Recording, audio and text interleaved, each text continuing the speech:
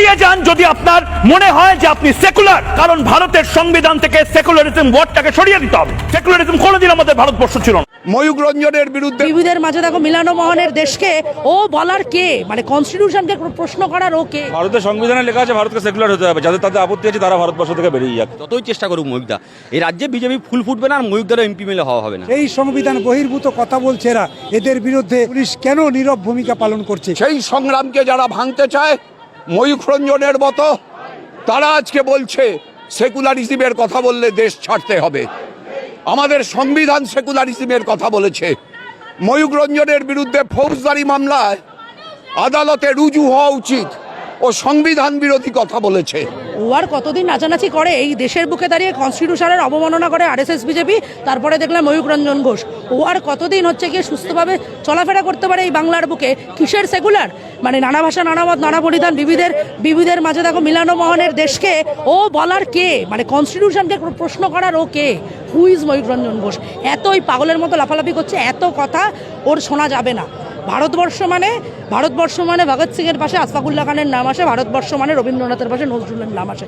Secular বলবে কি বলবে না, সংবিধান ঠিক করেছে। ওই ময়ূক রঞ্জন ঘোষের মতো ওই দুকানা ফুটোকরির লোকেদের কথা অত হচ্ছে শোনা যাবে না। ময়ূক কি বলছে তা দিয়ে সেকুলারিজমের ভাগ্য নির্ধারিত হবে না। সেকুলারিজম একটা আদর্শ। ময়ূককে জানিয়ে দেবেন পৃথিবীতে সবচাইতে বেশি নাস্তিক মানুষের বাস নেদারল্যান্ডসে। আর নেদারল্যান্ডসে কোনো কারাগার নেই, কারণ নেদারল্যান্ডসে কোনো চুরি, ডাকাতি, অপরাধ, ছিনতাই, নারী ধর্ষণ হয় না। ধর্মের নামে যে সন্ত্রাসবাদকে মাথাচাড়া দেওয়ানো হচ্ছে, নিঃসন্দেহ ইসলামিক সন্ত্রাসবাদের একটা কারণ, কিন্তু তার পাল্টা কখনো হিন্দু সন্ত্রাসবাদ হতে পারে না। তার পাল্টা হতে পারে ভারতীয় জাতীয়তাবোধ, ভারতীয় দেশাত্মবোধ, দেশকে এক রাখার সংগ্রাম। সেই সংগ্রামকে যারা ভাঙতে চায় ময়ূক রঞ্জনের মতো, তারা আজকে বলছে সেকুলারিজমের কথা বললে দেশ ছাড়তে হবে। আমাদের সংবিধান সেকুলারিজমের কথা বলেছে। ময়ূক রঞ্জনের বিরুদ্ধে ফৌজদারি মামলায় আদালতে রুজু হওয়া উচিত, ও সংবিধান বিরোধী কথা বলেছে। ময়ূক রঞ্জন ঘোষটা কে? উনি কি ভারতবর্ষের রাষ্ট্রপতি নাকি? উনি কি পশ্চিমবঙ্গের রাজ্যপাল? কে একটা দু পয়সার ঠুনকো সাংবাদিক খবরে আসার জন্য সেকুলারিজম শব্দ বাদ দিচ্ছে? ও কত জেল হওয়া উচিত। ওর বাবা কাকারা সংবিধানকে মানে এবং সংবিধানের শপথ নিয়ে দেশের রাষ্ট্রপতি হয়েছে, দেশের প্রধানমন্ত্রী হয়েছে। এখন ময়ূকদার কষ্টটা বুঝি। ময়ূকদা এমপি এমএলএ হতে চায়, সেজন্য বেশি করে এইসব বললে যাতে এমপিটা হওয়া যায়, রাজ্যসভার মেম্বার হওয়া যায়।